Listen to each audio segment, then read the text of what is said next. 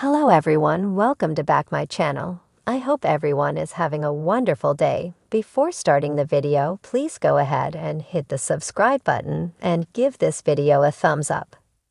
At Crimson Lights, Sharon and Nick talk up their successful business trips, but she notices he seems off and asks what's going on. Nick tells her he's good, but then admits he's not that good. Sharon can tell he wants to punch a hole through the wall right now. Nick doesn't want to get bogged down in personal stuff. They're business partners. Sharon reminds him they were married and are still good friends. Tell me what's going on. What happened? Nick relents and tells Sharon that while he was away, Sally had dinner with Adam. Afterward, Adam walked her to her room and kissed her. Sharon cringes. Oh, Adam. Nick rants that he's sick of it. Sharon asks what he'll do about it. And don't tell me you're going to confront Adam. Nick won't because he'd rip off one of his arms. He wants that son of a bitch gone and out of everyone's lives for good. Sharon doesn't condone what Adam does, but love is love, and they can't just turn it off as much as they'd like to sometimes. Nick argues that Adam doesn't love Sally, he just wants her like a trophy. Sharon disagrees and says the only way the kiss matters is if it somehow emotionally affected Sally. Nick hangs his head. Sharon asks, did it? Adam follows Sally into the club asking what happened in the park. Sally doesn't want to discuss it and advises him to give Nick some space, and he'll cool off.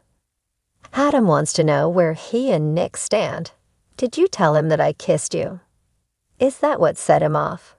Sally wonders if he's trying to stir up trouble and asks him to leave it alone.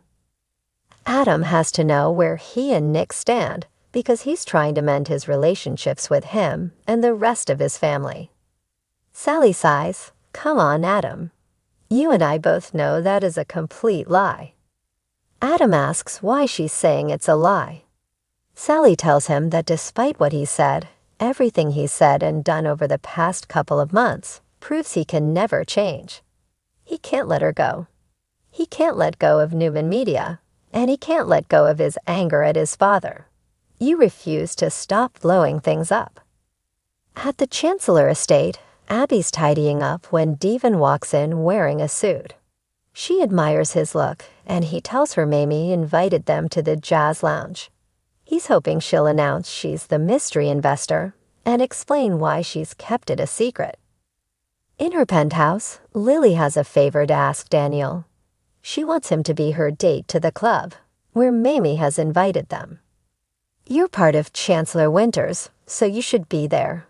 She also wants to show Mamie how happy he makes her. Daniel has a meeting he's already canceled 3 times. In the near future, they'll get together with her aunt and show her how happy they are. Lily agrees, and they embrace. At Newman, Nate tells Victoria to put her pencil down. It's quitting time. He wants her to accompany him to a family get-together held by Aunt Mamie. Victoria realizes this will include Lily and Devon and asks, are you trying to go to war with them again? She doesn't think it's a good idea for her to come with him to a family gathering. His cousins aren't her biggest fans. Nate assures that they have too much respect for Mamie to cause a scene. This gives him another chance to mend fences with his cousins.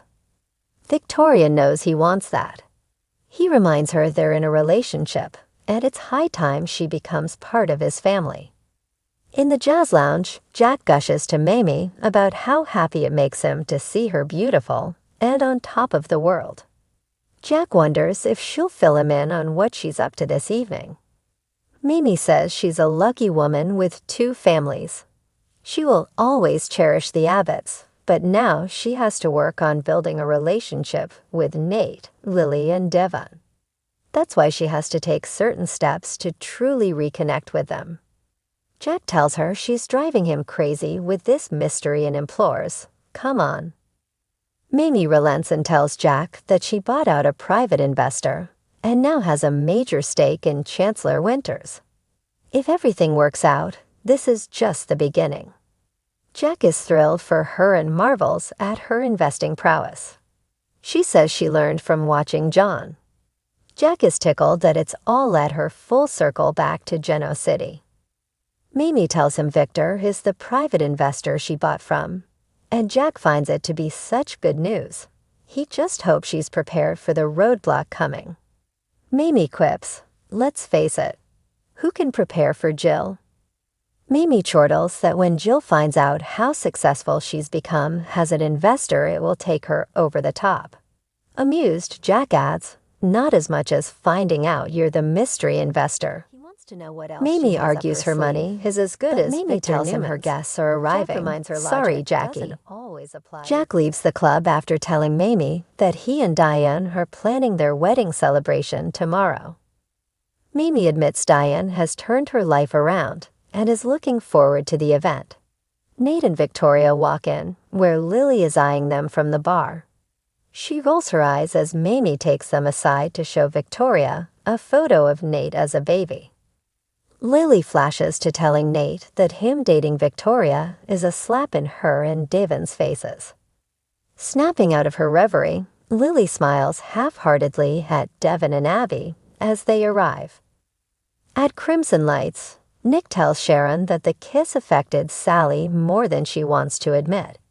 He thanks Sharon for listening and for talking him down. Sharon's always willing to help a friend keep from dismembering his brother. Nick grins, "It's one of the qualities that first attracted me to you." At the club, Adam knows what Nick thinks of him, but he thought he and Sally were in a better place. Sally asks, "Better than what?" They're friends, but he had to ruin it by kissing her. Adam apologized for that. Sally reminds him he said he didn't regret it. Adam still doesn't.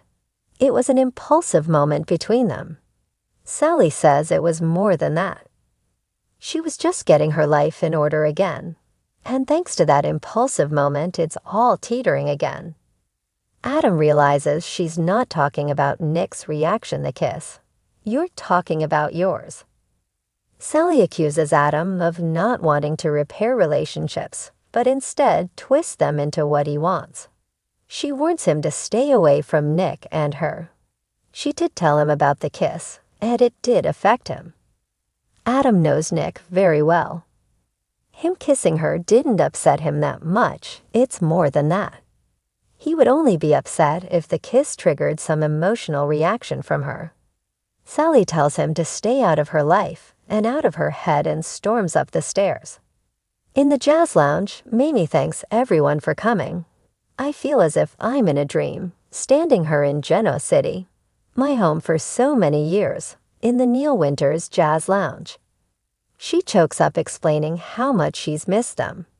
Mamie is aware of their ups and downs, and some of the anger and animosity that's been happening between them as well. It breaks her heart and Olivia's too. Drew and Neil are looking down with broken hearts as well.